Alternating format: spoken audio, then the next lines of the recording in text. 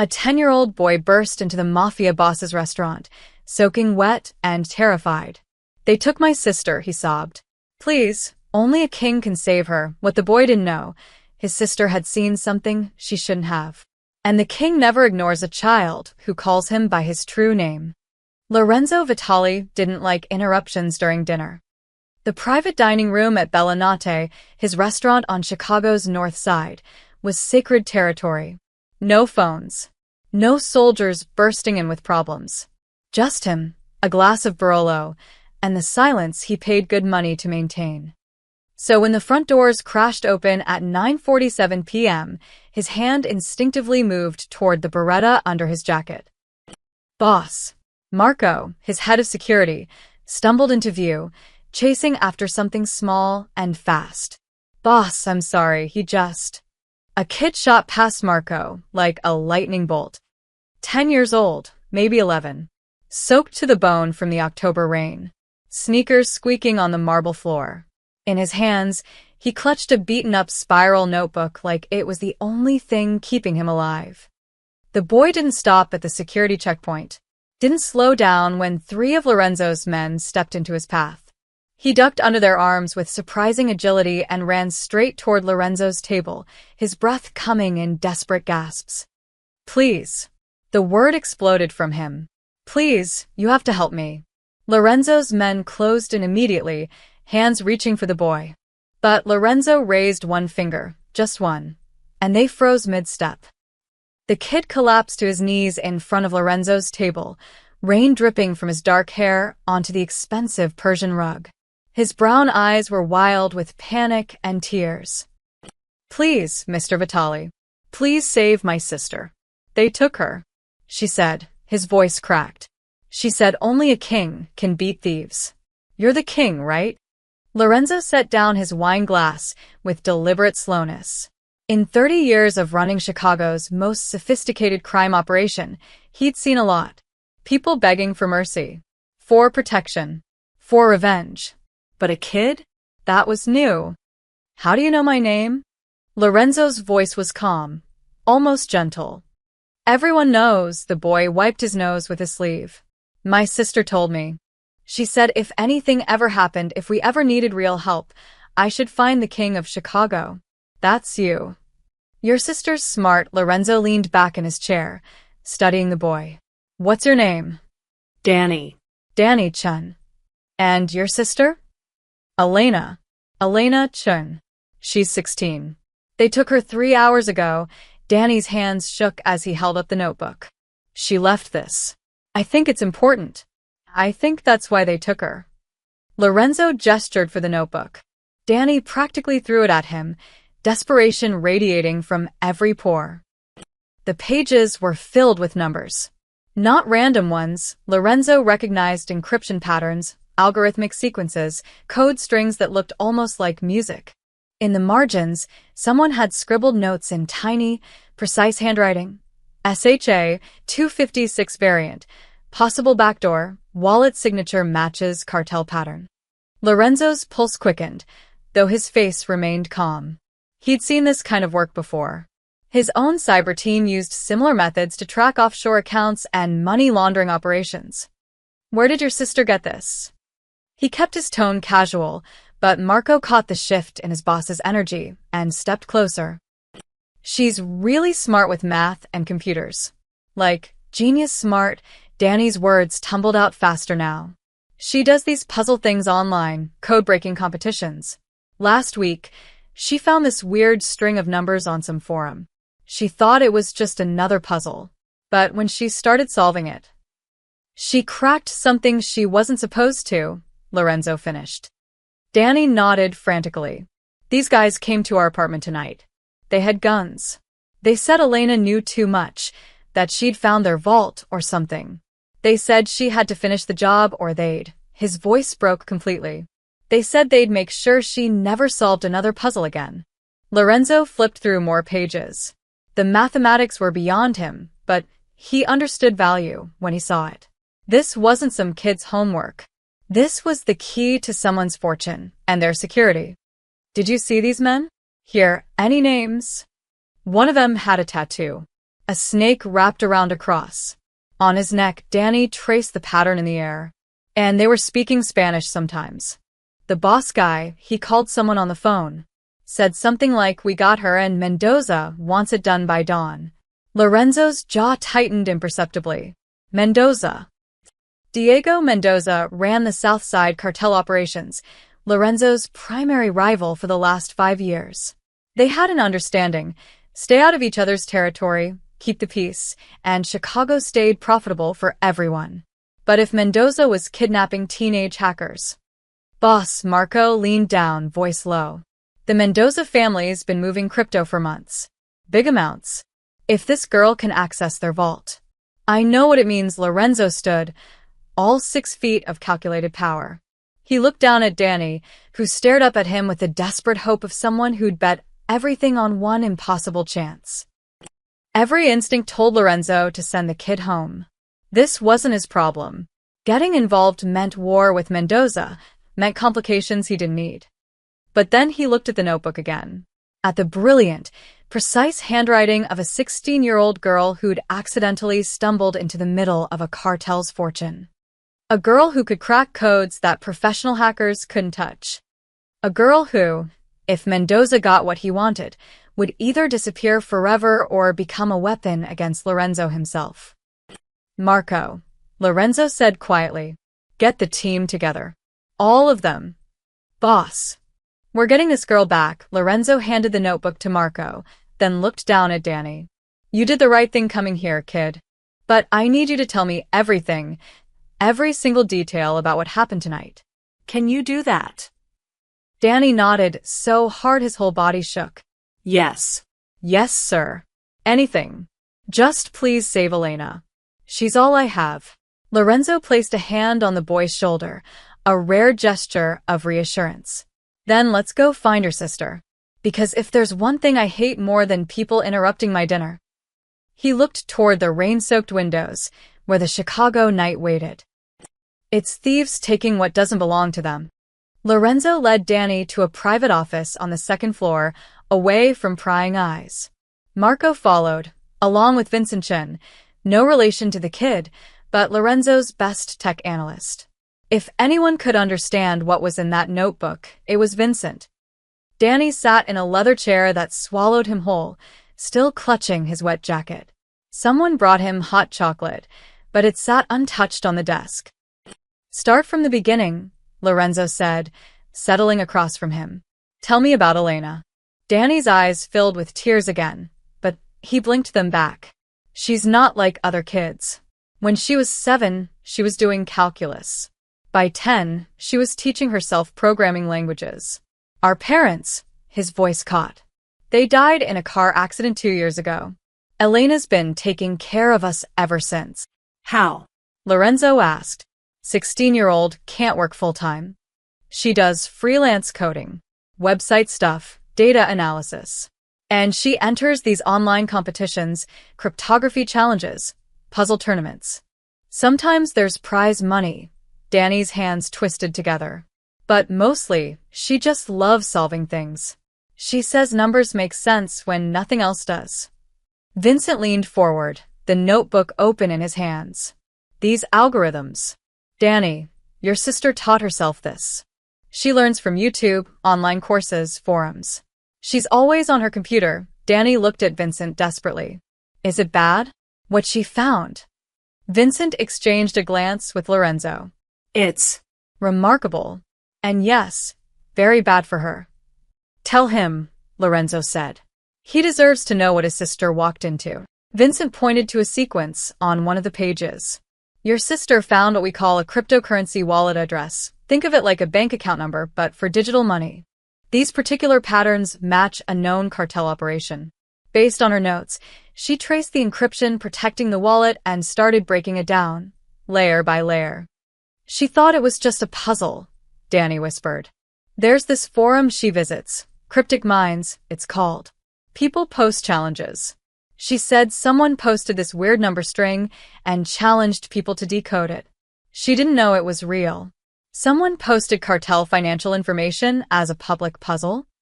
Marco's eyebrows shot up. "That's a trap," Lorenzo said coldly. Or an inside job. Someone wanted that wallet cracked and figured the best way to do it was to crowdsource it to hackers who didn't know what they were really looking at. Vincent nodded. But Elena was the only one who got close. See these notations? She identified the encryption type, found a backdoor vulnerability, and was maybe 70% through cracking the access codes. If she'd finished, she could empty the vault, Lorenzo finished. How much money? Danny asked in a small voice. Lorenzo looked at Vincent, who studied the calculations. Based on these transaction patterns?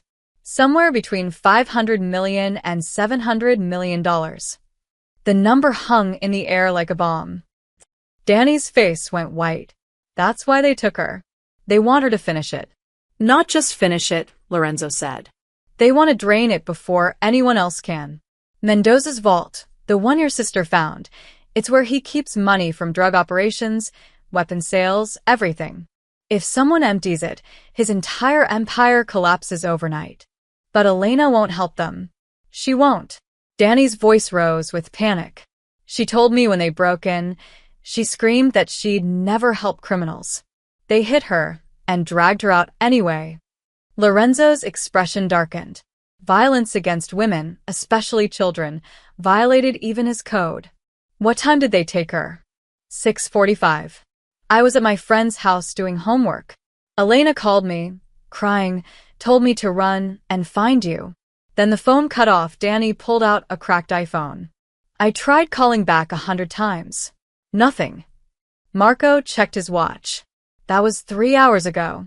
If Mendoza wants this done by dawn, he's got maybe 6 hours to force her to cooperate. She won't cooperate, Danny repeated desperately. She's stubborn. She'll fight them.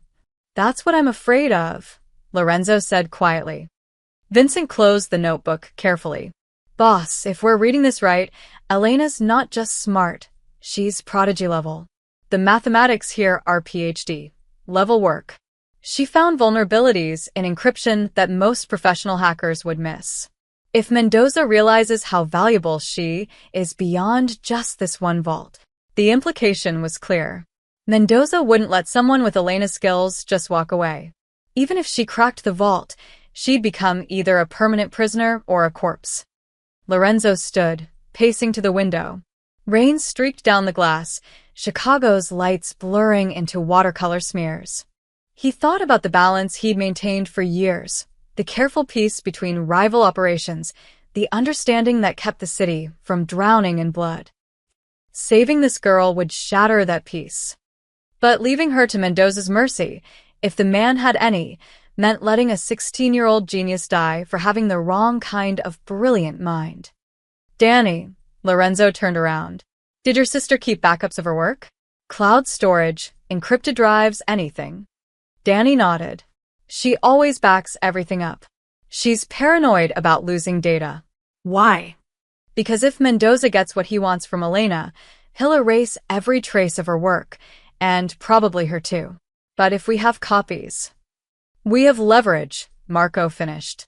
We could finish what she started ourselves. Lorenzo looked at the notebook again, at the desperate scrawls of a teenage girl trying to solve an impossible puzzle. She'd probably saved Danny's life by telling him to run. Had probably been resisting Mendoza's men for 3 hours straight, stalling, fighting, refusing to give in. That took courage most adults didn't have. Vincent, analyze everything in that notebook. I want to know exactly what Elena discovered and how close she was to finishing. Lorenzo's voice took on the cold command that made him Chicago's most feared boss. Marco, gather the team. Full tactical gear. I want surveillance on every Mendoza property by midnight. We're going to war? Marco asked. No, Lorenzo's smile was thin and dangerous. We're going to steal something precious from a thief. And then we're going to have a very serious conversation about respect. Danny looked up at him with desperate hope. You'll save her? Really? Lorenzo met the boy's eyes. Kid, your sister cracked a $700 million vault in her spare time. She's worth more than gold. He placed a hand on Danny's shoulder. And in my world, you protect your investments. What he didn't say, He was also curious to meet the girl who'd accidentally outplayed Chicago's criminal underworld with nothing but a laptop and genius-level stubbornness. If she survived the night, she'd be the most interesting person he'd met in years. Lorenzo's war room filled quickly. Within 20 minutes, his top 5 lieutenants sat around the mahogany table, the notebook lying in the center like a loaded gun. Danny had been sent to a guest room with one of Lorenzo's most trusted men standing guard. The boy needed rest, but more importantly, the conversation about to happen wasn't for civilian ears, even civilian ears that had brought them the problem. Marco stood by the door, arms crossed. Vincent had his laptop open, the notebook's contents already photographed and uploaded. The others, Tony Falcone, Rita DeLuca, James Park, and old Sal Benedetti, studied the information with varying expressions of interest and alarm. Mendoza, Tony said finally, breaking the silence. He was Lorenzo's enforcer, built like a brick wall with fists to match. We're really talking about going after Mendoza's operation? Not his operation, Vincent corrected. His prisoner, who happens to have information about his operation. Same difference, Tony leaned back, making the chair creak.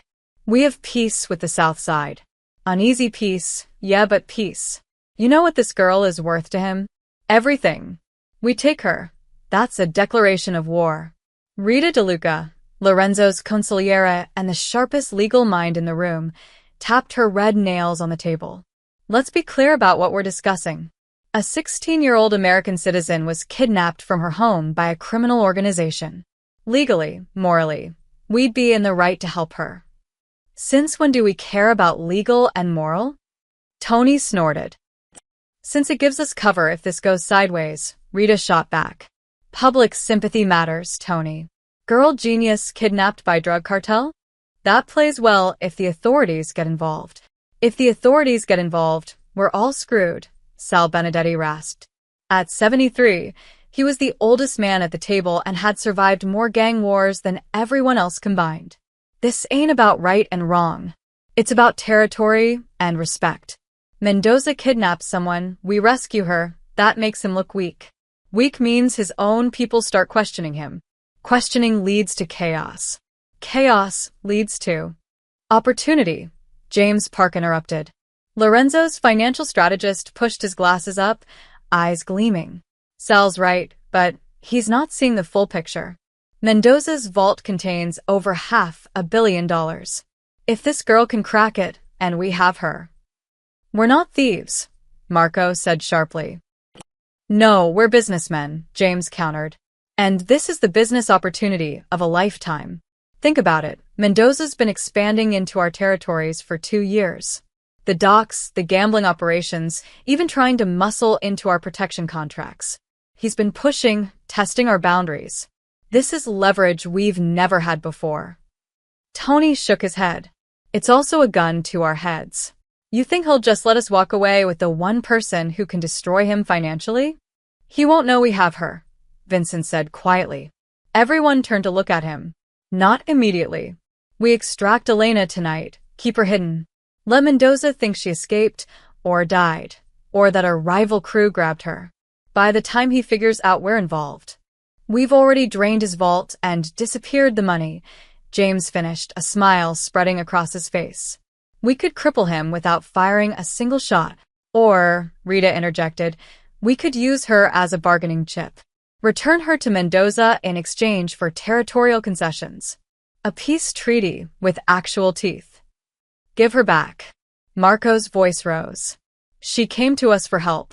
The kid walked through our doors asking for protection. We hand her over to the man who kidnapped her. We're no better than. We're criminals, Marco, Sal interrupted. Let's not pretend otherwise. The girl's got no family except a 10-year-old brother. No parents, no protection. She's alone in a world she doesn't understand. Whether we save her or trade her, she's a pawn. That's the reality. She's a person, Marco snapped. She's an asset, Tony corrected. And assets have value. The question is, what do we value more? Peace with Mendoza, or the potential payout from that vault?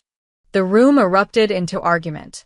Voices overlapped, Hands slammed on tables. Rita argued for negotiation. James pushed for the money play. Tony wanted to maintain the status quo. Sal kept circling back to the dangers of disrupting territorial balance. Marco stood alone, arguing they had a moral obligation to help. Lorenzo sat at the head of the table, fingers steepled, watching them tear each other's arguments apart. He hadn't spoken since calling the meeting. Hadn't needed to. His people were smart, passionate, and they'd laid out every angle he'd already considered. But they were missing something. Enough, he said quietly. The room fell silent instantly. Lorenzo stood, walking slowly around the table. You're all asking the wrong question. This isn't about Mendoza. It's not about money or territory or peace treaties. He picked up the notebook, feeling its weight. This is about a 16-year-old girl who's smarter than anyone in this room. Smarter than Mendoza. Probably smarter than me. He looked at each of them in turn. She accidentally cracked a code that professional hackers couldn't touch. In her spare time. For fun. Boss, Tony started. Let me finish, Lorenzo's voice hardened. Right now, Mendoza has her in some warehouse, probably threatening her, maybe hurting her, trying to force her to break open his vault. When she does, and she will because she's that brilliant, what do you think happens? He thanks her and lets her go. The silence answered for them. She's a liability to him the moment that vault opens. She knows too much, can do too much. Best case, he keeps her prisoner forever. Worst case, she disappears into Lake Michigan. Lorenzo set the notebook down with deliberate care. Now we could walk away. Keep our peace, avoid the complications. Let a teenage girl die, because it's politically convenient. He looked at each of them again, his gaze cold and assessing. Or we could remember that a girl who can crack $700 million in encryption is worth more than any temporary peace treaty with Diego Mendoza. His voice dropped to barely above a whisper. A girl like that, loyal to us? Protected by us? That's not an asset. That's a weapon. That's the future. Lorenzo placed both hands on the table, leaning forward. We're getting her back. Not for the money. Not for leverage. Because Elena Chin is the kind of genius that comes along once in a generation, and I'm not stupid enough to let Mendoza waste her. His eyes glinted dangerously. Besides, I'm curious to meet the girl who accidentally declared war on Chicago's cartels with nothing but a laptop. The room remained silent for a long moment. Finally, Sal chuckled, a dry rasp of amusement. You just want to add a teenage hacker to your collection of interesting people. I want to win, Sal. Long term, Lorenzo straightened. And this girl? She's how we do it. Marco's shoulders relaxed. So, we move tonight. We move tonight, Lorenzo confirmed. Get tactical ready. I want surveillance, extraction plans, and backup scenarios. Mendoza took something precious from someone under my protection. Time to show him why that was a mistake. No one argued. The decision was made. The king had spoken. Vincent Chin spread the notebook pages across 3 computer monitors in Lorenzo's private tech room. The space looked more like a Silicon Valley startup than a Mafia headquarters. Servers humming, multiple screens glowing, equipment that cost more than most people's houses. Lorenzo stood behind him, patient. Marco paced by the door. It was past midnight now, and every minute that ticked by was a minute Elena spent in Mendoza's hands. Okay, Vincent muttered, fingers flying across his keyboard. Okay, Jesus, this girl is something else. Talk to me, Lorenzo said. Vincent pulled up a digital copy of one page. See these sequences? Elena was using a technique called differential cryptanalysis. It's advanced, like NSA-level advanced.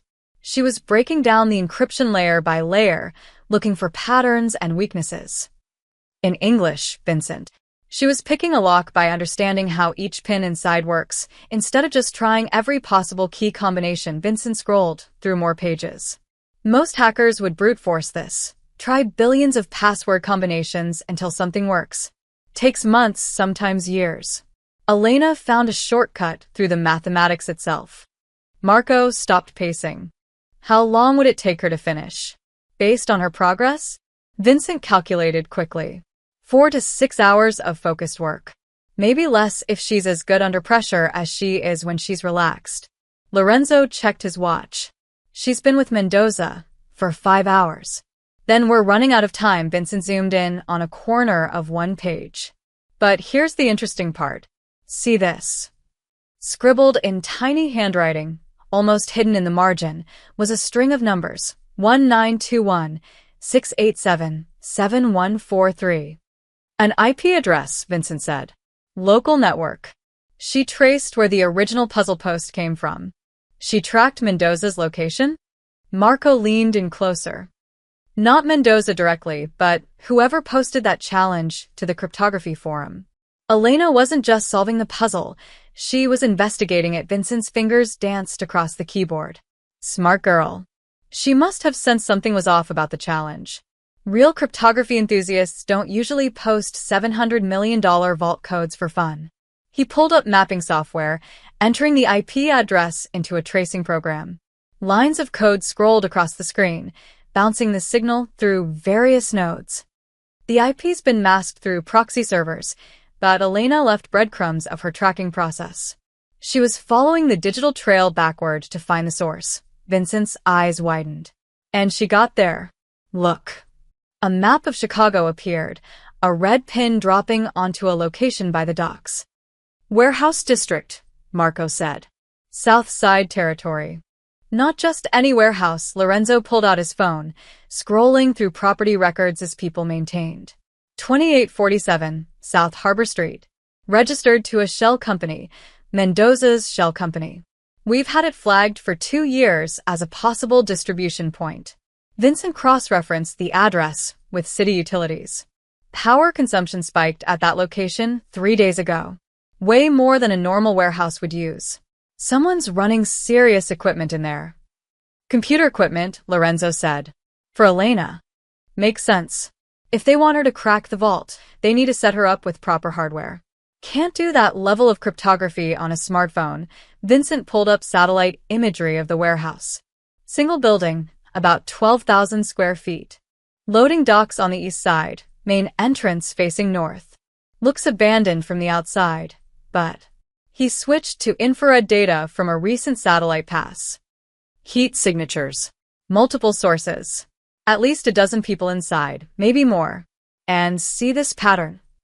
He pointed to concentrated heat in the center of the building. That's electronics. Lots of them. Running hot.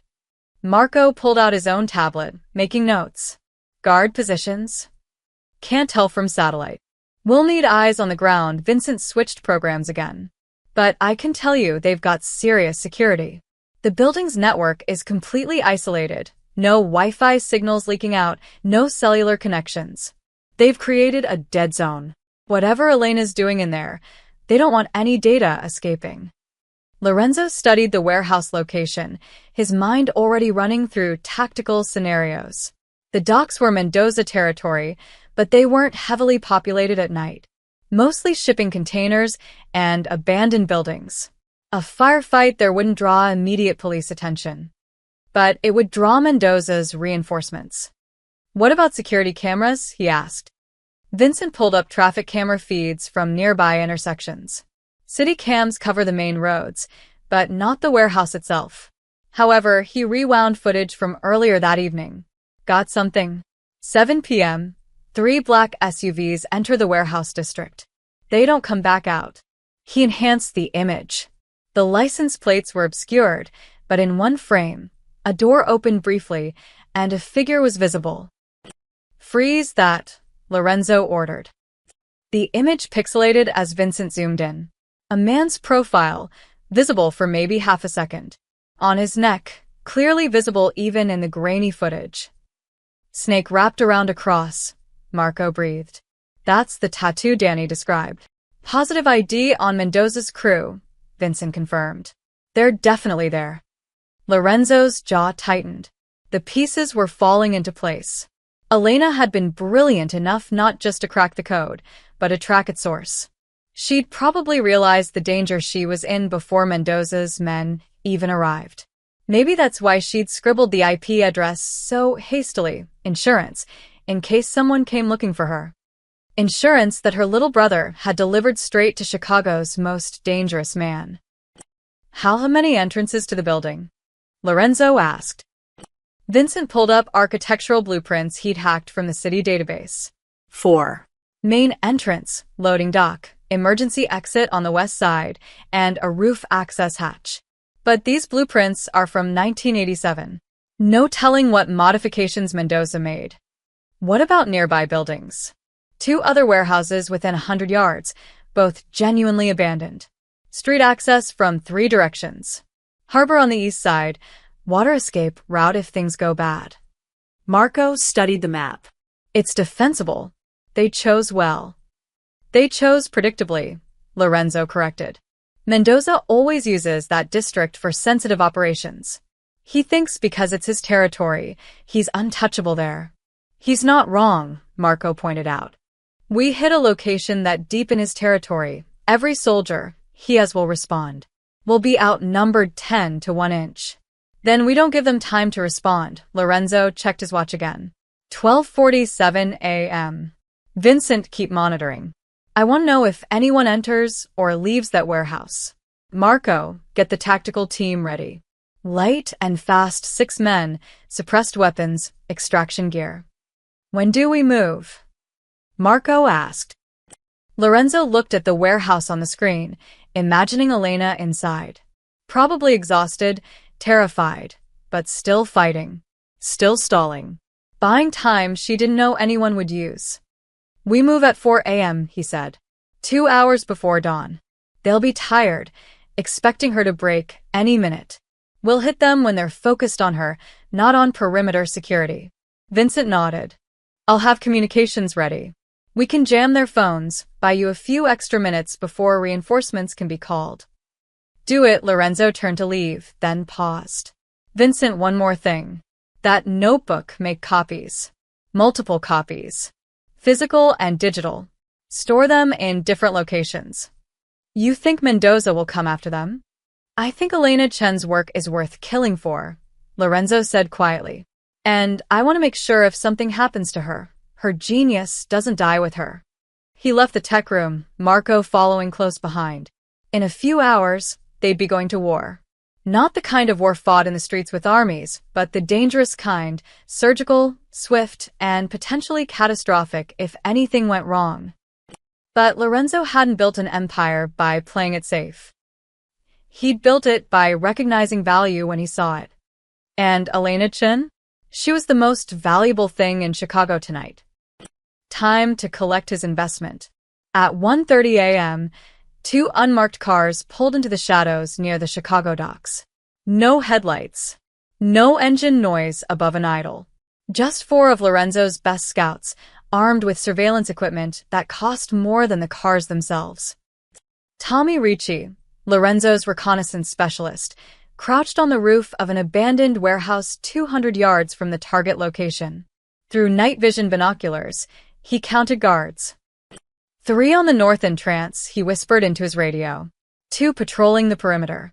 Another 2 on the loading dock. All carrying automatic weapons. Not even trying to hide it. Confidence or stupidity? Marco's voice crackled back through his earpiece. Both Tommy panned the binoculars slowly. They think they're safe in their own territory. Movements are sloppy. One guy's smoking, another's on his phone. But the weapons are serious. AK-47s, maybe MP5s. These aren't street soldiers. This is trained security. In the car below, Marco sat next to Lorenzo, monitoring the audio feed. Lorenzo stared at the warehouse, his face unreadable in the darkness. What about the building itself? Marco asked. 2 industrial generators running on the east side, Tommy reported. Big ones. They're powering something that needs serious juice. Also seeing heat signatures from exhaust vents, cooling systems working overtime. Whatever computer setup they've got in there, it's major. Lorenzo leaned forward. Movement patterns? Guard rotation every 20 minutes. They're being careful, but predictable. Same route every time. Tommy adjusted his position. Wait, got a vehicle approaching. A white van pulled up to the loading dock. Two men jumped out, hauling equipment inside. Tommy zoomed in with his binoculars. More computer equipment. Server racks, looks like. They're still setting things up. For Elena, Lorenzo said quietly. They're giving her everything she needs to crack the vault. On the rooftop, Tommy's partner, Lisa Moreno, had set up a parabolic microphone aimed at the warehouse's main entrance. The device could pick up conversations from hundreds of feet away, isolating voices from background noise. She adjusted the frequency, filtering out the generator hum and distant traffic. Voices emerged, speaking Spanish. Got audio, Lisa whispered. Translating now. She'd grown up bilingual in Chicago's Little Village neighborhood. Through her headphones, two guards' conversation became clear. Told him the girl's being difficult. Difficult how? Won't cooperate. Keeps making mistakes on purpose. Says the code's more complex than she thought. Mendoza's getting impatient. He wants this done by sunrise. What if she can't do it? A pause. Then she's not useful anymore. Lisa's jaw clenched. She relayed the conversation to Marco, who immediately passed it to Lorenzo. They're threatening her, Marco said, anger edging into his voice. Of course they are. Lorenzo checked his watch. 1:47 a.m. Sunrise was at 6:15. She's stalling. Smart girl. But she can't stall forever. Tommy's voice came through again. Boss, getting more activity. 3 more guards just came out for a smoke break. They're talking about hold on. He adjusted his position, zooming in on the guards' faces. One of them had a snake and cross tattoo on his neck. The same man from Danny's description. That's our positive ID. These are definitely Mendoza's people. Lisa fine-tuned the microphone, catching fragments of the guards' conversation in English this time. Doesn't matter if she cooperates. Once the vault's open. Boss says no witnesses. Girl knows too much. What about the brother? Mendoza's got people looking. Kid's probably hiding somewhere. Won't matter. After sunrise. None of this matters. Lorenzo's expression darkened. They weren't just after Elena. They'd go after Danny too, eventually. Loose ends. How many total inside? He asked Tommy. Counting guards and the tech people who came in earlier? 15, maybe 18. Could be more in the interior sections I can't see. Marco pulled up the building schematics on his tablet. We'll be outnumbered 3-1 minimum. Then we make every shot count. Lorenzo studied the guard patterns Tommy was documenting. What about escape routes? Harbor's 60 yards to the east. They've got a speedboat docked there. Probably their emergency exit. Streets to the north and west, but those lead deeper into Mendoza territory. South side's blocked by containers. We'd need to extract through the north or take the water route. Water's too exposed, Marco noted. Too many variables. Lorenzo agreed. North it is. Fast extraction, straight back to our territory. 3-minute window, maximum, before Mendoza's reinforcements arrive. Lisa held up her hand suddenly. Wait. Someone's talking inside. Different voice. Younger. She cranked the microphone's sensitivity higher, angling it toward a ventilation shaft. The audio was muffled, distorted by walls and equipment, but a voice came through. Female. Exhausted. Defiant. Already told you. This encryption has 7-layer security. Each layer needs. A male voice interrupted, harsh and threatening. Don't care about layers. You've had 5 hours. Stop stalling and finish it. I'm not stalling. Look at the code yourself if you think it's so easy. The sound of something crashing. Elena's voice crying out. Then silence. Lisa's hands shook as she pulled off her headphones. They're hurting her. Marco looked at Lorenzo. Boss, we need to move now. But Lorenzo held up a hand, listening to Tommy's continued surveillance report. Making a decision based on emotion got people killed. He needed all the information. Any sign of Mendoza himself? He asked. Negative, Tommy replied. Just his soldiers and tech people. He's probably at a secure location, waiting for confirmation the vault's open. Smart, Lorenzo admitted. Doesn't put himself at risk until the job's done. More voices came through Lisa's microphone. Guards talking about the timeline, about Mendoza's orders, about how they'd dispose of the girl once she finished her work. Each word was another nail in Elena's coffin. Lorenzo made his decision. Pull back to the staging point, he ordered. We've seen enough. Boss. Tommy sounded surprised. We know their numbers, their positions, their timeline. We know Elena's alive and still fighting. That's all we need. Lorenzo's voice was cold, calculated. Gather the team. Full tactical briefing at 3 a.m. We move at 4". For a.m., Marco confirmed. That gives us a 2-hour window before sunrise.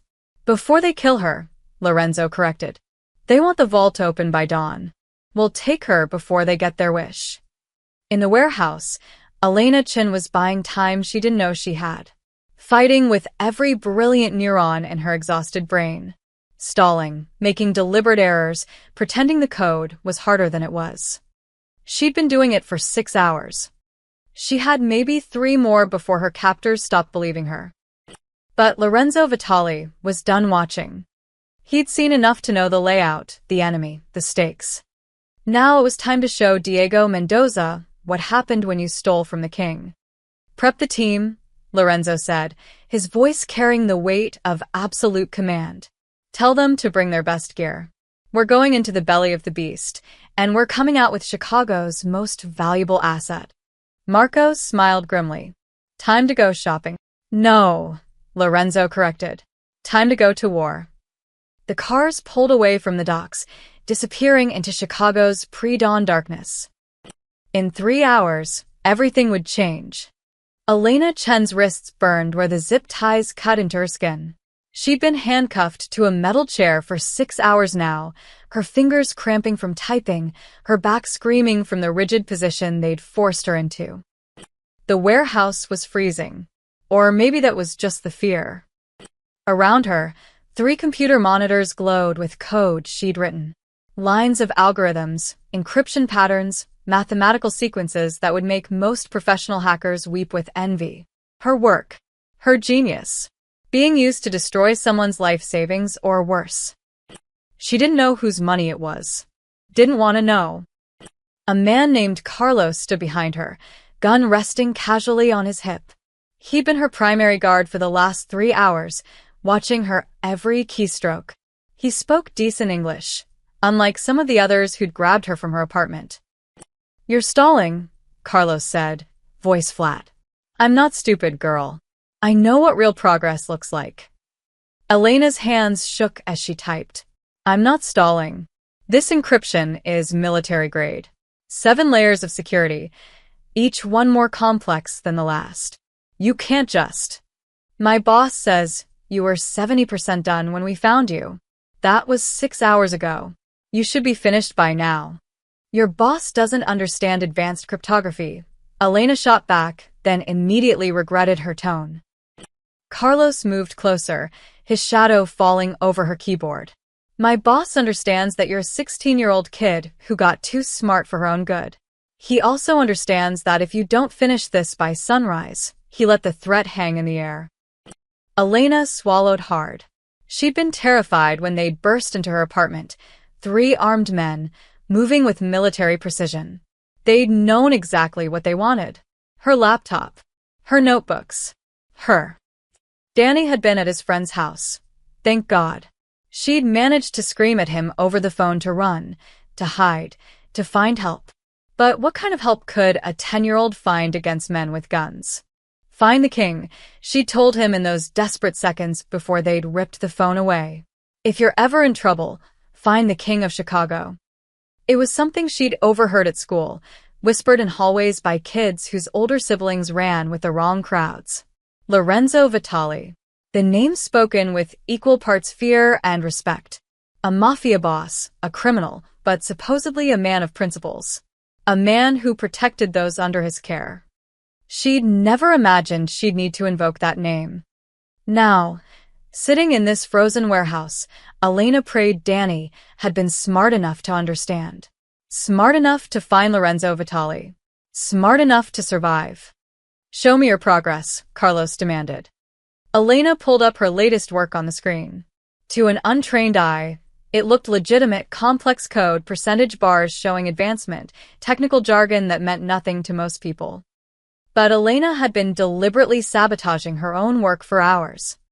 She'd introduced subtle errors in the algorithm, wrong variables, misplaced decimal points, things that would cause the decryption to fail at the last moment, forcing her to start over and troubleshoot. Each mistake bought her another 20 minutes, another half hour, another chance for a miracle. This sequence here, she said, pointing to a line of code. It's giving me errors. I need to recalculate the hash function, or the entire thing will corrupt when we attempt the final breakthrough. Carlos stared at the screen like it was written in ancient Greek, which, to him, it might as well be. How much longer? 2 hours. Maybe 3 inch. His hand moved to his gun. You said 2 hours 3 hours ago. Because I keep finding new security measures. Elena's voice cracked with genuine frustration, not at the code, but at her situation. Whoever built this vault was paranoid. Every time I break through one layer, there's another trap waiting. If I rush it, the whole system will lock down permanently. Is that what you want? Carlos studied her face, looking for lies. Elena had learned quickly that showing real emotion helped sell her story. Let them see her exhaustion, her fear. It made her seem more credible. My boss is losing patience, Carlos said finally. And when he loses patience, bad things happen to people. I understand, Elena whispered. And she did. These weren't the kind of men who'd let her walk away after this. She'd known that the moment they'd dragged her from her apartment. She was a witness. A liability. A loose end. They'd kill her the second that vault opened. So she'd keep it closed as long as she possibly could. When Carlos turned away to speak into his radio, Elena's fingers moved quickly across a notepad beside her keyboard. She scribbled down false encryption keys, deliberately wrong algorithms, information designed to mislead anyone who found her notes later. If they forced her to finish, if she couldn't stall any longer, she wanted to leave behind breadcrumbs that led nowhere. At least then, even in death, she'd have the satisfaction of knowing she'd beaten them. But underneath the fake notes, in tiny handwriting barely visible, she'd written something else over the hours. A prayer. A desperate hope. Danny, if you're reading this, I tried. I'm sorry. Be smarter than me. Be safer. Find the king. Elena, a new voice, made her look up. One of the technical consultants they'd brought in, a man in his 30s with expensive glasses and tired eyes, approached her station. Unlike the guards, he actually understood what she was doing. This error here, he said, pointing at her screen. This is deliberate. Elena's heart stopped. You've been introducing bugs into your own code. Small ones, easy to miss. But I've been watching. He leaned closer, voice dropping so the guards couldn't hear. You're brilliant. This work is incredible. But you're also going to get yourself killed. Elena met his eyes. They'll kill me anyway. Probably, he admitted. But if you finish, you might buy yourself a few more hours. If you keep stalling, he glanced at Carlos. They'll make it hurt. I don't care, Elena said, and meant it. I won't help criminals steal money. The consultant's expression softened. Noble. Stupid, but noble. He straightened up, speaking louder now. Her code has errors. She needs another hour, minimum, to debug it properly. Carlos cursed in Spanish. The boss wants this done by 6 a.m. Then the boss needs to understand that cracking $700 million in encryption takes time. The consultant walked away, leaving Elena alone with her guards again. She turned back to her screens, hands shaking. Every keystroke was a small rebellion. Every deliberate error was a victory. Outside, dawn was coming. Her captor's patience was wearing thin. And somewhere in Chicago, she prayed her baby brother had found the king. Because Elena Chin was running out of time. And she was running out of ways to stall. The only question was, what would break first, her code, or her captor's mercy? She typed another line. Another error. Another few minutes of life. Hold on, Danny, she thought. Please hold on. The king was her only hope now. If he existed at all. The basement beneath Lorenzo's restaurant smelled of old concrete and newer fear. No blood, no tools of torture visible. Lorenzo wasn't that kind of boss. But the bare bulb hanging from the ceiling, the metal chair bolted to the floor, and the soundproofed walls spoke volumes. Fear lived in anticipation, not action. At 2:15 a.m., Marco brought in a man with a bag over his head. When Marco removed it, the man blinked against the sudden light, his face already slick with sweat. Ramon Gutierrez, low-level enforcer for Mendoza's organization. Lorenzo's people had picked him up 2 days ago for running protection rackets in neutral territory, a violation of their agreement. He'd been sitting in a holding cell ever since, waiting to be either released or made an example of. Tonight, he'd become useful. Lorenzo sat across from him, perfectly calm. Expensive suit, hands folded on the table. He looked like a businessman about to discuss a merger, not a crime boss conducting an interrogation. Ramon, Lorenzo said pleasantly. Thank you for joining me. Ramon's eyes darted around the room, landing on Marco by the door, then back to Lorenzo. I wasn't. Relax. You're not here about the protection racket. Lorenzo poured 2 glasses of water from a pitcher, sliding one across to Ramon. You're here to answer some questions about a warehouse on South Harbor Street. Ramon's face paled. He didn't touch the water. I don't know what you're. 2847 South Harbor. Lorenzo continued smoothly. Mendoza's operation. You were there yesterday afternoon, delivering food to the guards. We have photos. That was a lie. But Ramon didn't know that. The man's throat worked as he swallowed. I just deliver food. I don't know what happens inside. Of course not. You're just following orders. Lorenzo leaned back. Let me tell you what I know, Ramon. Then you can decide how honest you want to be. Fair. Ramon nodded slowly. Mendoza kidnapped a 16-year-old girl from her home last night. An American citizen, high school student, someone who never hurt anyone. He's holding her in that warehouse, forcing her to crack an encrypted vault. Lorenzo's voice remained conversational, but his eyes were ice. Now, I need to know 3 things. 1. How many people are guarding her? 2. What's Mendoza's backup plan if something goes wrong? 3. What happens to the girl when she finishes the job? I can't if Mendoza finds out I talked. Mendoza won't find out, Marco said from the doorway. Because you'll be in protective custody before sunrise. Full immunity, new identity if you want it. All you have to do is tell us what we need to know. And if I don't, Ramon's voice trembled. Lorenzo's expression didn't change. Then you go back to your cell, and tomorrow morning we call Mendoza and tell him we caught you working with federal investigators. We have a very convincing paper trail we can create. Phone records, bank deposits, meeting logs. Ramon's eyes went wide. You be signing my death warrant. No, Ramon. You signed it yourself when you chose to work for a man who kidnaps children. Lorenzo took a sip of his water. I'm giving you a chance to do the right thing. Take it or leave it. The silence stretched for 30 seconds. Ramon's hands shook. His breathing accelerated. Lorenzo simply waited, patient as stone. Finally, Ramon broke. 18 men, he whispered. 12 guards, 6 technical people. They rotate shifts every 4 hours. Next rotation is at 4 a.m. Lorenzo nodded. Backup plan? If the warehouse is raided, they evacuate to a secondary location. Old meatpacking plant on West 35th Street. Mendoza owns it through a shell company. It's set up as a safe house. Weapons, supplies, reinforced doors. And the girl? Lorenzo's voice dropped to barely above a whisper. What happens when she opens a vault? Ramon hesitated. This was the information that would seal his fate one way or another. Tell him, Marco urged. You've already said enough to bury yourself. Might as well get full immunity. Mendoza, Ramon licked his lips. Mendoza doesn't plan to kill her. Not right away. Lorenzo's eyes narrowed. Explain. There's a buyer.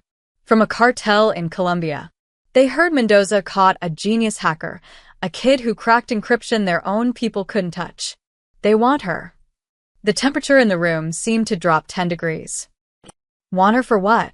Marco asked, though the answer was obvious. To work for them. Permanently. Crack their rival's security, steal financial data, break into government systems. Ramon looked sick. The buyer offered $2 million. Once the vault is open and Mendoza confirms her skills, the girl gets shipped to Bogota on a private plane. 6 a.m. flight from a private airfield. Lorenzo's jaw clenched. This was worse than a simple execution. Elena wouldn't just die, she'd disappear into international trafficking, forced to use her genius for cartels until she was used up and discarded. Where's the airfield?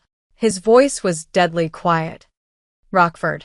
Small private strip Mendoza uses for smuggling. 40 miles northwest of Chicago. Lorenzo looked at Marco, who was already calculating.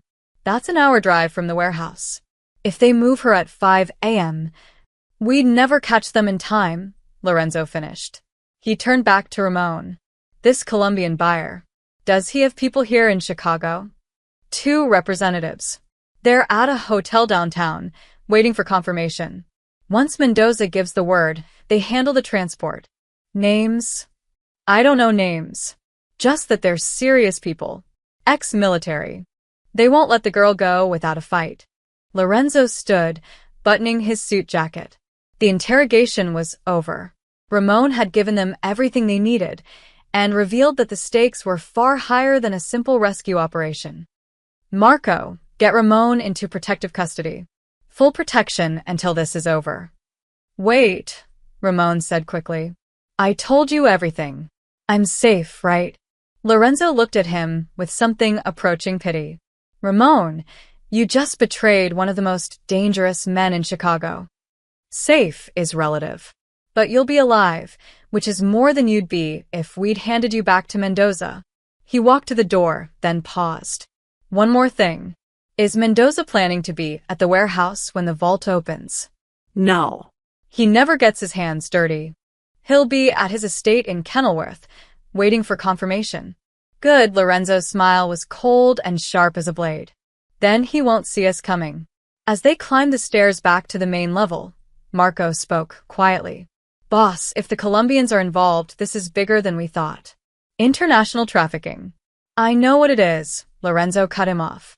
And I know what we're going to do about it. We hit the warehouse at 4 a.m. as planned. But we're not just extracting Elena. We're sending a message to every cartel, every trafficker, every piece of filth who thinks they can steal children off Chicago streets. What message? Lorenzo's eyes were as hard as diamonds. That this city belongs to me, and I protect what's mine. He checked his watch. 2:47 a.m. In just over an hour, his team would breach that warehouse. In less than 3 hours, Elena Chin would be free, or they'd all be dead. Prep the team, Lorenzo ordered. Full tactical gear. And Marco. Yes, boss. Tell them to pack extra ammunition. If those Colombians show up, we're not taking prisoners. Marco nodded and disappeared to make the calls. Lorenzo stood alone in the hallway, thinking about a 16-year-old girl fighting for her life with nothing but her brilliant mind and desperate courage. Not if I get there first, he thought. Time to keep that promise. At 3:58 a.m., 6 shadows moved through the Chicago docks like smoke. Lorenzo's tactical team had done this before, extractions, hits, operations that required precision over firepower.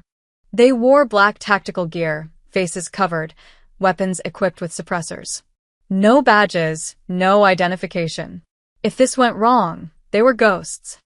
Lorenzo led from the front, against Marco's protests. But this wasn't a job he could delegate. Elena had asked for the king. The king would answer. Tommy Ricci was on overwatch from the adjacent building, night vision scope trained on the warehouse. 2 guards on north entrance, 1 smoking. East dock has 3, but 2 are inside the loading bay. West emergency exit, single guard, looks half asleep. Copy, Lorenzo whispered into his radio. Marco, take the dock entrance. Vincent, you're with me on the main door. Silent takedowns only. We don't want them radioing for backup.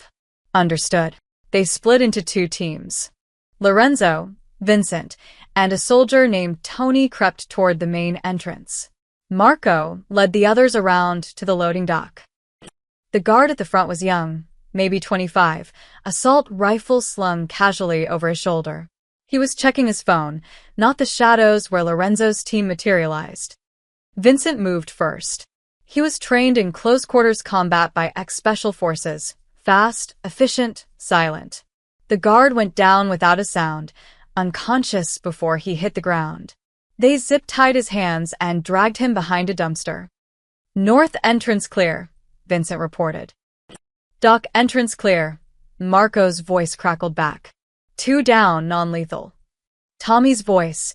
Perimeter guards completing rotation. You've got a 90-second window before they circle back. Moving in, Lorenzo said. Vincent pulled out an electronic lockpick, attaching it to the main door's security panel. The device cycled through combinations in seconds, technology courtesy of Elena's level of hacking, ironically. The lock clicked open. They entered a dim corridor. Emergency lighting cast everything in sickly yellow. The smell hit Lorenzo immediately.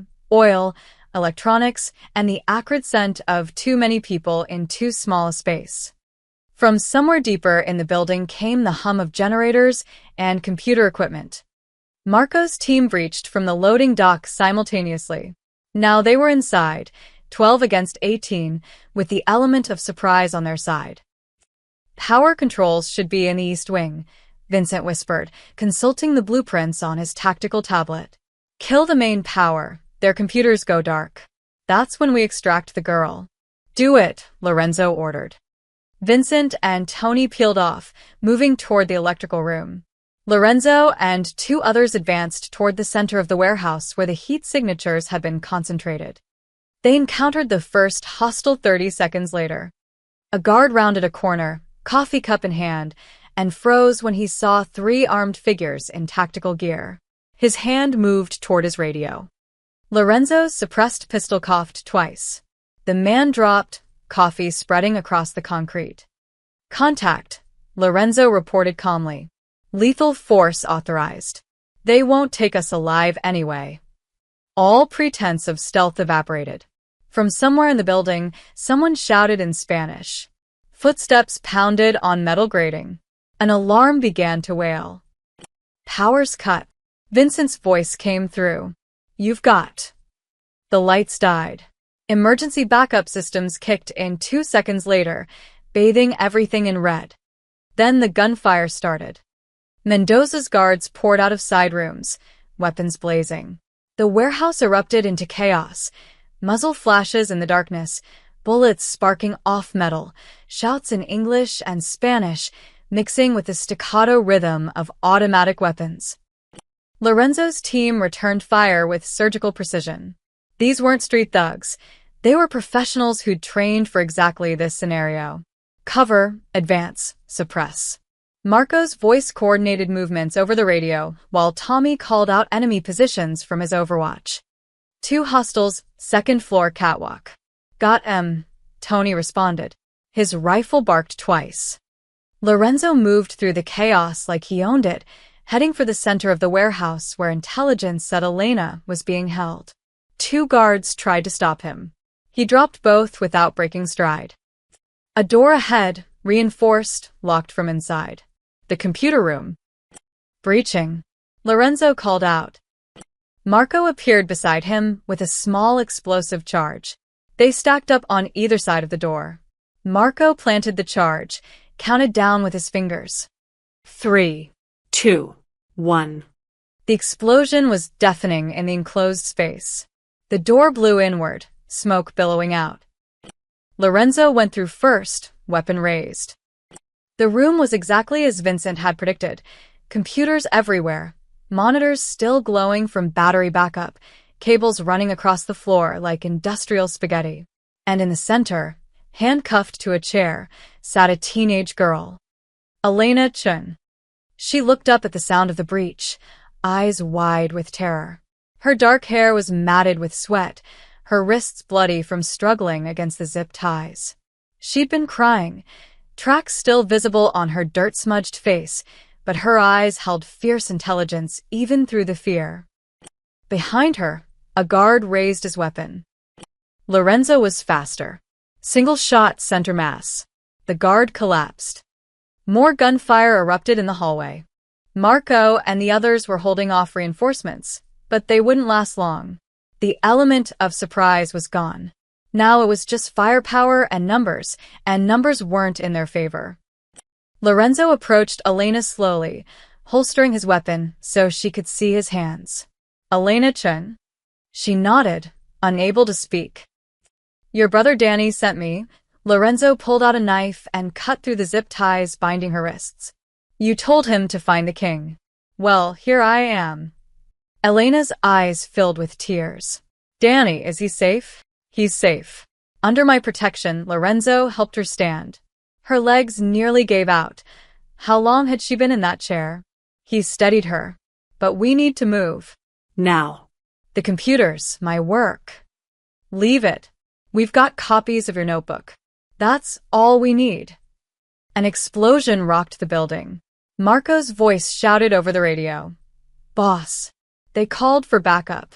"We've got vehicles approaching, multiple hostiles." "Time to go," Lorenzo said firmly.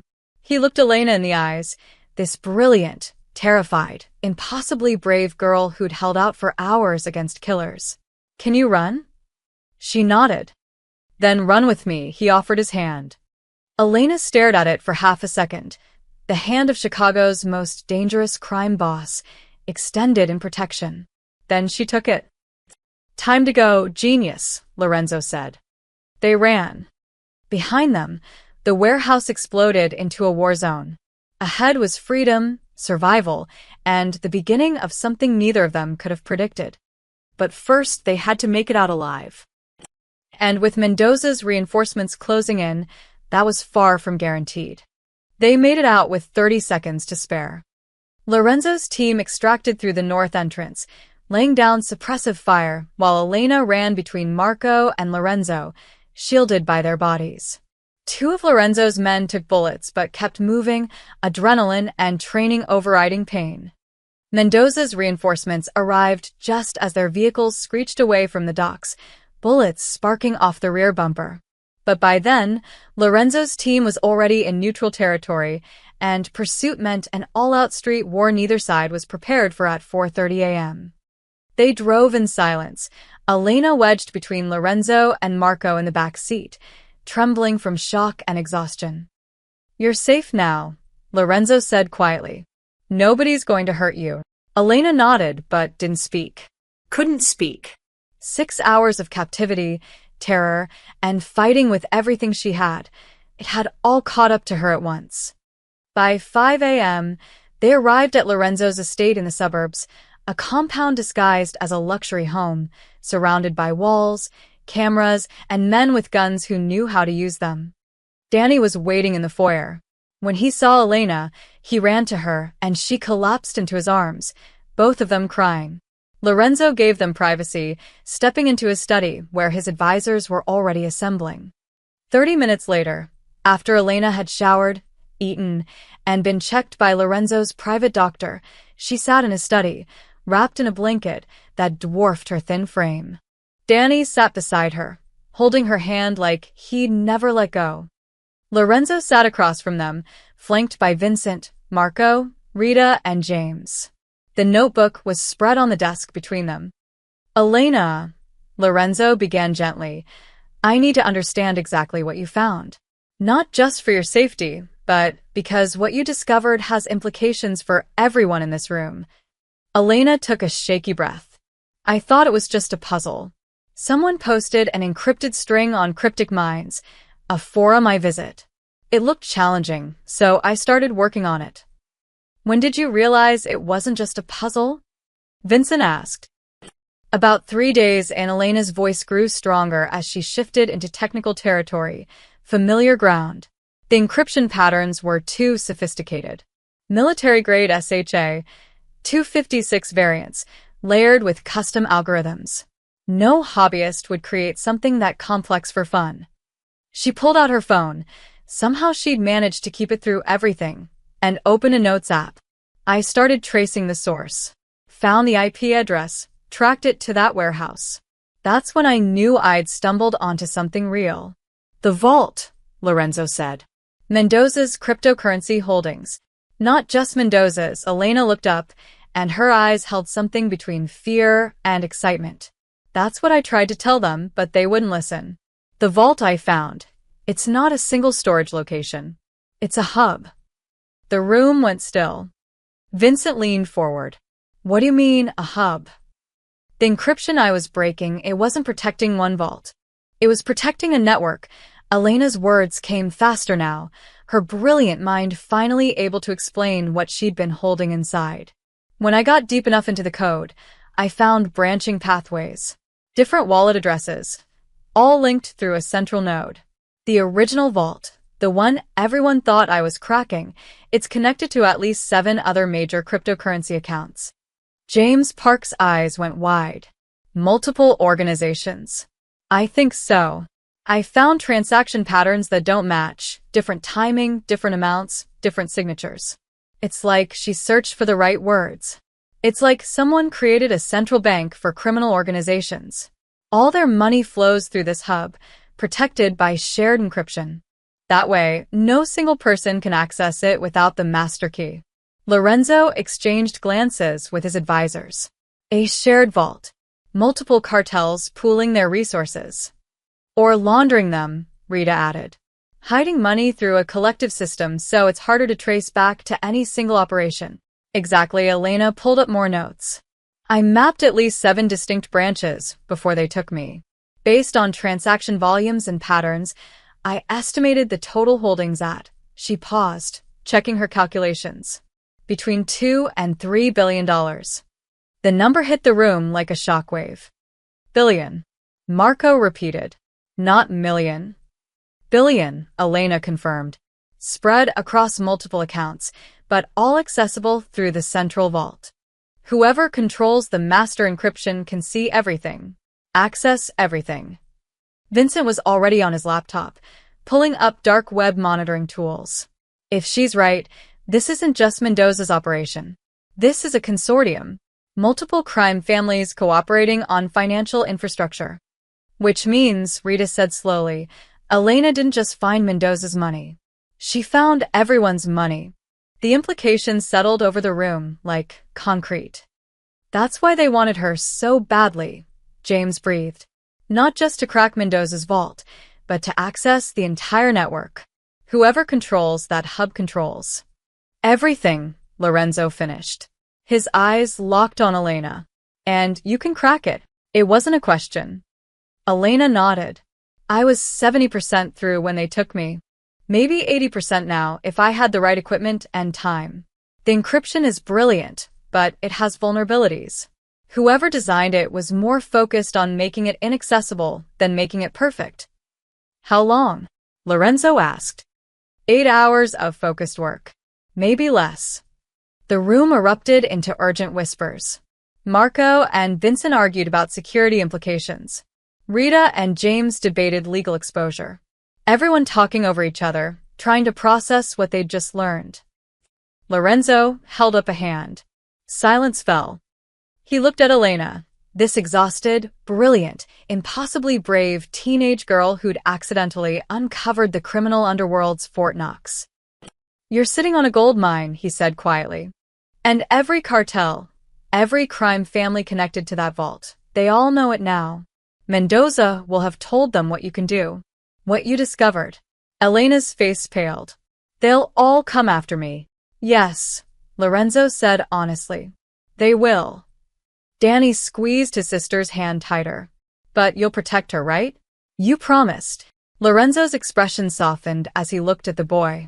I did. And I will, he turned back to Elena. But you need to understand what you've walked into. You're not just valuable to me anymore. You're the most dangerous person in Chicago. Dangerous to everyone with money in that vault. What do we do? Elena whispered. Lorenzo leaned back, his mind already calculating angles, strategies, survival plans. We finish what you started, he said. But on our terms. You mapped the entire network for me. Every branch, every account, every connection. We document everything, create insurance, information that gets released if anything happens to you or Danny. Mutually assured destruction, Rita murmured. They can't touch her without exposing themselves. Exactly. Lorenzo's smile was cold. Elena, you accidentally declared war on Chicago's entire criminal underground. Now we're going to make sure they're too afraid to fight back. Elena looked at her brother, then at Lorenzo. And if I do this, if I help you, what happens to us? You become untouchable, Lorenzo said simply. Under my protection. Forever. The genius and the king, forming an alliance born of desperation and brilliance. Neither knowing it would change everything. For 3 days, Elena worked in a secure room Lorenzo had set up in his compound. It looked like a teenager's dream tech lab. 3 high-end computers, multiple monitors, ergonomic chair, snacks within reach. But the reinforced door and armed guard outside reminded her this wasn't a gift. It was protection. And leverage. Vincent worked alongside her, translating her brilliant but sometimes chaotic explanations into documentation his team could use. Danny sat in the corner doing homework, refusing to leave his sister's side. By day 2, Elena had mapped the entire vault network. 7 major branches, each belonging to different criminal organizations. Mendoza's South Side Cartel, the Russian mob operating out of West Chicago. 2 rival Mexican cartels, a Chinese triad, a Nigerian fraud ring, and 1 branch that Vincent couldn't immediately identify, transactions so careful and laundered that they screamed professional. Could be international terrorism, Vincent suggested, or a rogue government operation. Either way, they're connected to everyone else. Elena pulled up a visualization she'd created, a network diagram showing how money flowed between the branches. It's brilliant, actually. Each organization deposits their dirty money into their branch. The central hub automatically launders it through thousands of microtransactions, then redistributes it as clean investment returns. It's like a criminal stock market. Lorenzo studied the diagram with cold appreciation. Who manages the hub? No one person. It's algorithmic, automated. That's what makes it secure. No single point of failure, no human who can betray the system. Except you cracked it, Vincent pointed out. I found the back door, Elena corrected. The system's designer left themselves administrative access, probably for maintenance. That's the vulnerability I exploited. Lorenzo turned to James Park, who'd been running financial analysis. What's our play? James spread documents across the table. We have options. Option 1. We drain the entire vault. $3 billion appears in accounts we control. We become overnight billionaires, and every criminal organization in North America declares war on us. Pass, Lorenzo said dryly. Option 2. We sell the access codes to the highest bidder. Let someone else take the heat. And lose all leverage? Also pass. Option 3. Rita interjected. Is the smart play. We use the information strategically, release portions of it to authorities, create chaos among our enemies, and position ourselves as the only stable operation left standing. Lorenzo's eyes glinted. Keep talking. Rita pulled up a map of Chicago marked with territorial boundaries. Mendoza's been pushing into our territory for years. The Russians have been undercutting our protection rates. The cartels compete with our import operations. Right now, they're all cooperating through this shared vault. But what happens if they stop trusting each other? They tear each other apart, Marco said, catching on. Exactly. We don't drain the vault. We expose pieces of it. Anonymous tips to the FBI about Mendoza's shell companies. Leaked documents about Russian money laundering. Just enough to trigger federal raids and freeze assets. Vincent nodded enthusiastically. And while they're dealing with law enforcement and blaming each other for the leaks, we lock down the core system. Elena creates new encryption that only we control. The vault becomes ours without us ever having to steal $1. Lorenzo looked at Elena. Can you do that? Lock them out while maintaining the appearance that the system still works. Elena bit her lip, thinking, I'd need to build a new layer of encryption on top of the existing structure. From their perspective, everything looks normal. They can see their balances, watch transactions. But they can't actually access the money without a key only we have. How long? 2 days. Maybe 3-inch. And the federal tip? Lorenzo looked at Rita. I have contacts. Former prosecutors, current FBI agents who owe favors. I can feed them information through channels that can't be traced back to us. Rita's smile was sharp. We could have raids happening by end of week. Lorenzo paced the room, everyone watching him. This was the moment, the decision that would either elevate his operation or destroy it. Finally, he turned to Elena. Start building the new encryption. Vincent, help her. I want total lockdown of that vault by Friday. Elena nodded, already turning back to her computers. Rita, prepare the federal packages. I want Mendoza hit first, his shell companies, his offshore accounts, everything. Make it look like someone inside his organization sold him out. Consider it done. Marco, increase security on all our operations. When this hits, there's going to be chaos. I want our people ready. Yes, boss. James, prepare to move our assets offshore. If the feds start looking at criminal financial networks, I don't want them finding anything that leads back to us. Lorenzo looked around the room at his team, his family, really. In 72 hours, we're going to change the balance of power in Chicago. The organizations that have been pushing us, testing us, treating us like we're just another crew, they're about to learn why you don't challenge the king. Thursday morning, federal agents raided 6 of Mendoza's shell companies simultaneously. By Thursday afternoon, 3 of his bank accounts were frozen, and 2 of his top lieutenants were in custody. Friday, the Russian mob's money laundering operation got exposed through an anonymous leak to the Chicago Tribune. Their legitimate business fronts became toxic overnight. Saturday, ICE raided properties belonging to both Mexican cartels, arresting dozens and seizing millions in cash. The criminal underworld erupted into paranoid chaos. Who was leaking? Who was talking to the feds? Each organization blamed the others, old alliances shattered, and violence erupted in the streets as trust evaporated. Through it all, Lorenzo's operation ran smoothly, untouched, above the fray. Because while everyone else was fighting, Elena Chen was quietly building walls around $3 billion that no one else knew existed. Sunday evening, she looked up from her computer, exhausted but triumphant. It's done. The vault's locked. Only we can access it now. Vincent verified her work, running tests against the encryption. It's perfect. They can see their money, but they can't touch it. And they'll never know we're the ones holding the key.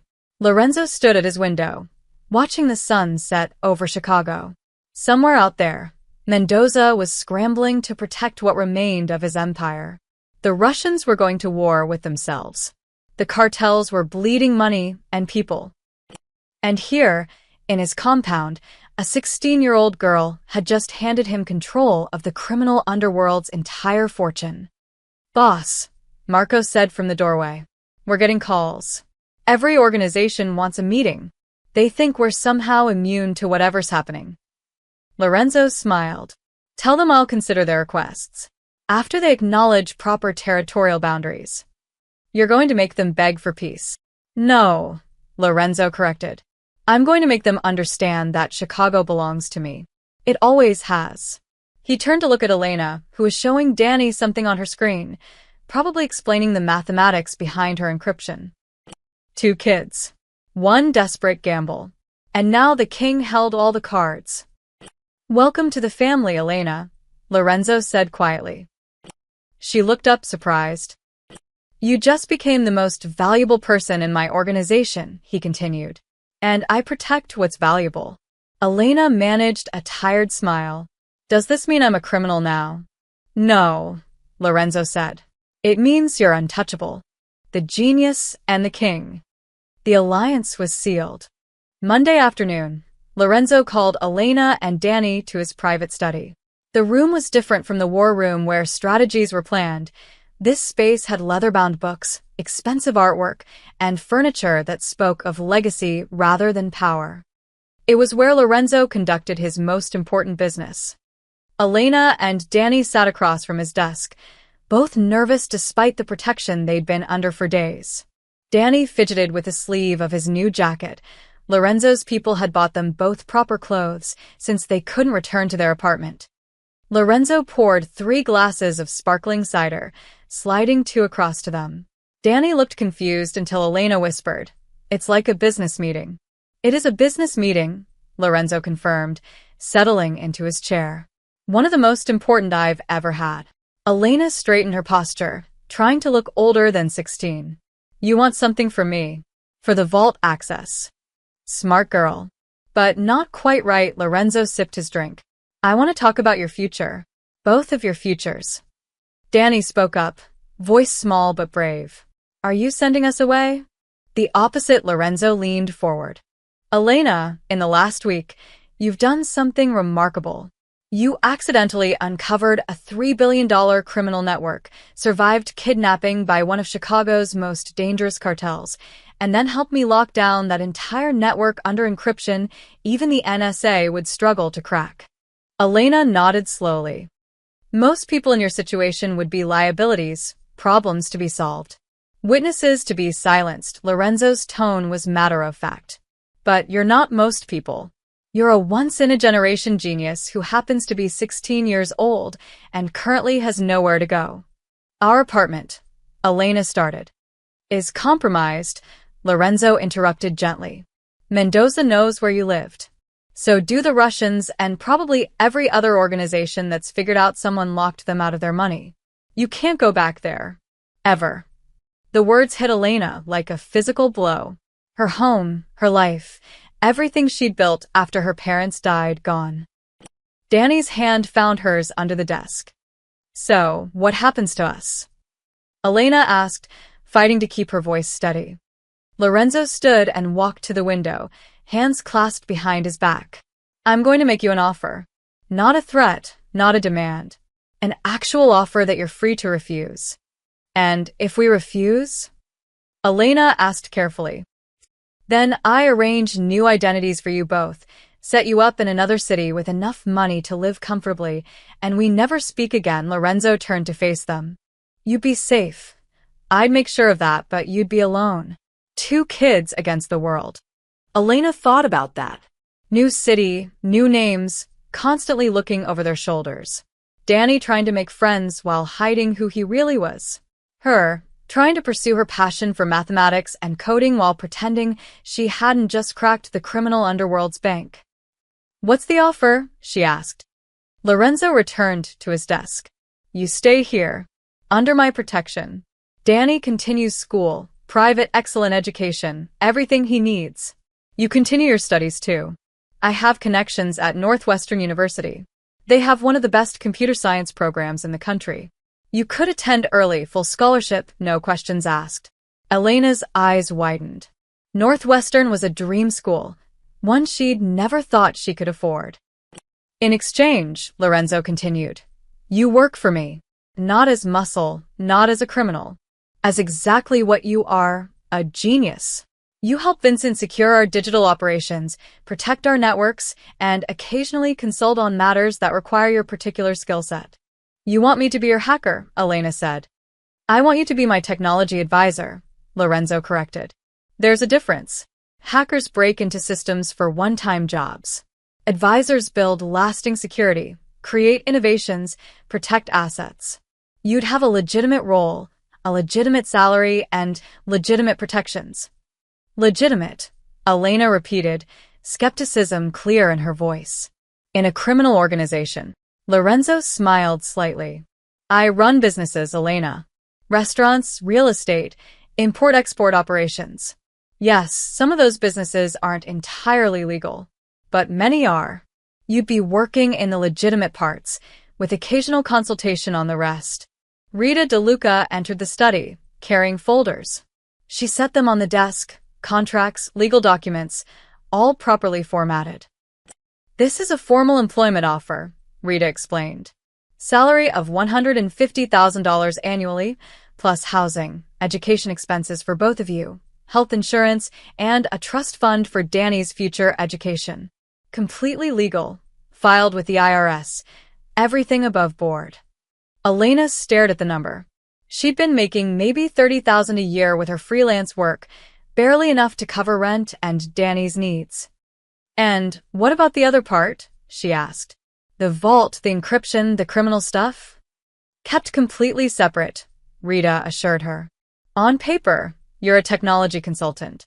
What you consult on is between you and Lorenzo. Plausible deniability. Danny tugged Elena's sleeve. Does this mean we can stay together? Lorenzo's expression softened. It means you'd be family, Danny. Not blood family, but the kind that matters. You'd live here in the compound. There's a whole wing set up for you both. Your own rooms, your own space, but never alone. Never unprotected. Why? Elena asked suddenly. Why go through all this for us? You could just force me to work for you. You're a crime boss. You don't need to offer contracts and college funds. Lorenzo sat back down, meeting her eyes directly. Because I'm not interested in slaves or prisoners, Elena. I'm interested in loyalty. Real loyalty. The kind that comes from respect, not fear. He gestured at the contracts. Your parents died 2 years ago. You've been raising Danny alone, working yourself to exhaustion, trying to be both sister and parent. You're brilliant, but you're 16. You shouldn't have to carry that weight by yourself. His voice took on a different quality, not the cold crime boss, but something closer to human. I've built an empire on understanding value. And you? You're the most valuable asset I've encountered in 30 years. Not because of what you can steal from me, but because of what you can build, what you can protect, what you can become. He leaned forward. A king doesn't steal from geniuses, Elena. He makes them his allies. He gives them resources, protection, and freedom to thrive. Because a genius who chooses loyalty is worth more than 100 soldiers who serve from fear. Elena looked down at the contracts, then at Danny, who was watching her with desperate hope. If I say yes, she said slowly, can Danny have a normal life? School, friends, everything? As normal as possible under the circumstances, Lorenzo said. He'll need to be careful, but yes, he can be a kid. And me? Can I keep studying? Learning? I'd be disappointed if you didn't. Your mind is your greatest weapon. I want it sharp. Elena took a deep breath. They had no parents, no home, no safe options. She could run, take Lorenzo's offer of relocation, and spend the rest of her life looking over her shoulder. Or she could accept this strange alliance with a man who'd save her life and seemed to actually value what she could do. She picked up a pen. Where do I sign? Lorenzo's smile was genuine, warm, almost proud. Welcome to the family, Elena Chen. Danny beamed so brightly, it could have lit the room. The genius and the king had made their alliance official. And Chicago's underworld would never be the same. 6 weeks later, Elena Chen stood in her laboratory, and it was hers, truly hers, surrounded by technology she'd only dreamed about. 3 workstations with top-tier processors. 6 monitors arranged in a semicircle. A server rack humming quietly in the corner.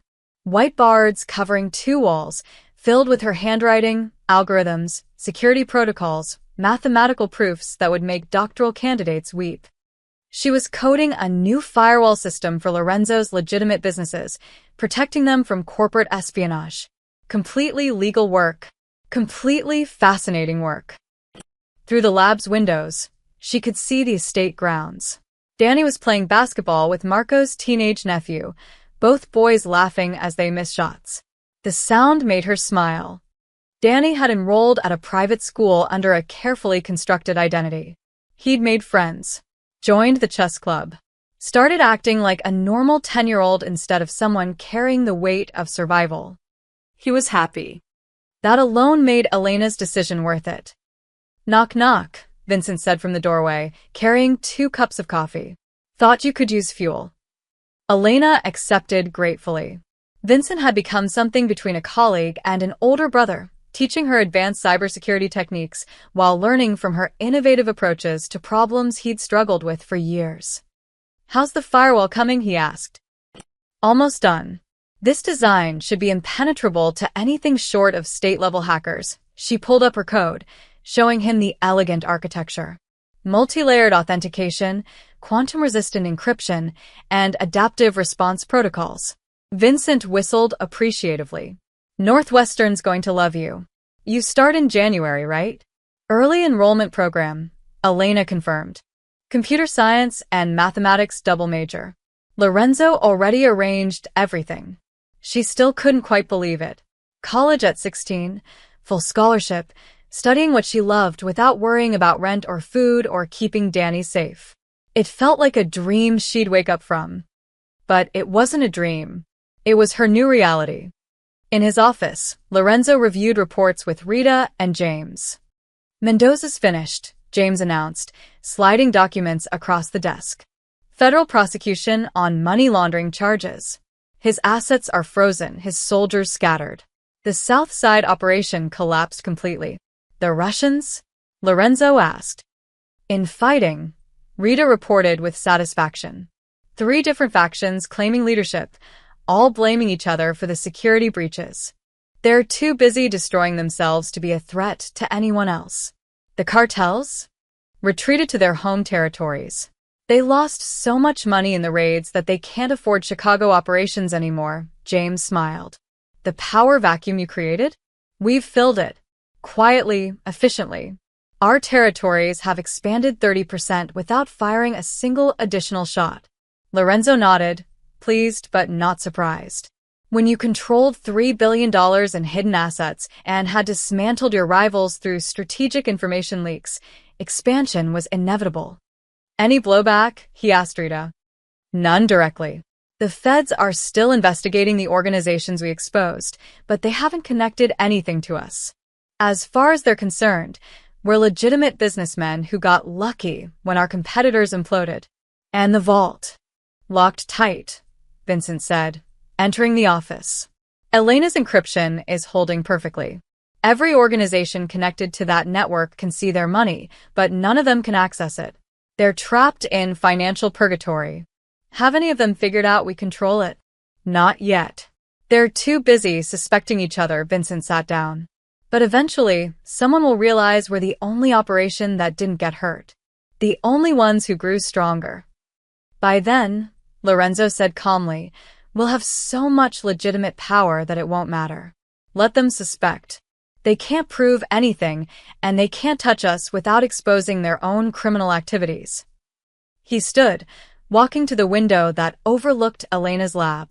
She was working intently, completely absorbed in her code. Danny's laughter drifted up from the basketball court. 2 kids. 1 desperate gamble 6 weeks ago. And now, everything had changed. That evening, Lorenzo visited Elena's lab. She was still working despite the late hour, though she'd switched from firewalls to what looked like a research paper. "Homework?" he asked. Elena jumped slightly, then smiled. "Preparation for Northwestern.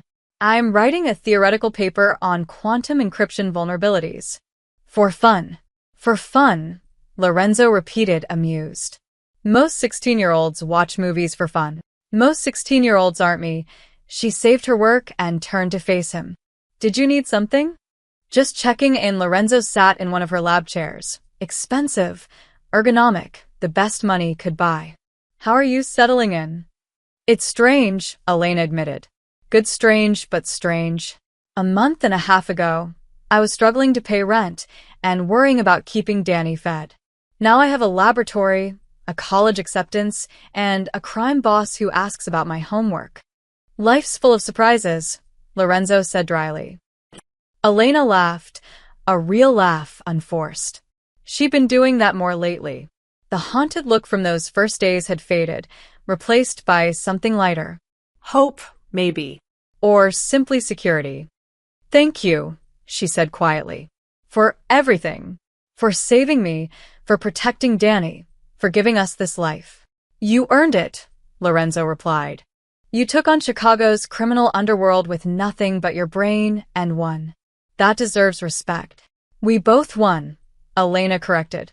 You got control of $3 billion and eliminated your rivals. I got my brother's safety and a future. Fair trade.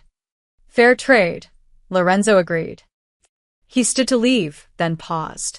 Elena, when you were in that warehouse, fighting for your life, did you ever imagine this outcome? She thought about it. No. I imagined dying. Or worse. But you held on anyway. Danny needed me too. And she searched for words. I refused to let them win. Even if it meant dying, I wouldn't give them what they wanted. Lorenzo smiled, the rare, genuine smile that his enemies never saw. That stubbornness? That refusal to break? That's what makes you valuable. Not the genius, though, that helps. The courage. He walked to the door, then looked back one last time. Welcome home, Elena. Chicago's underworld had shifted. The old powers had fallen. New territories were claimed. And at the center of it all, an unlikely alliance held firm.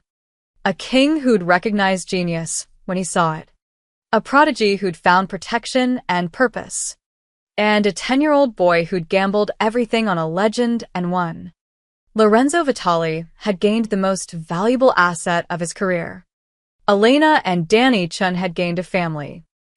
And Chicago had gained a new balance of power, built not on violence or fear, but on brains, boldness, and the strange bonds forged when a desperate child begged a king for help. Sometimes the most dangerous alliances are the ones no one sees coming. And sometimes those alliances change everything.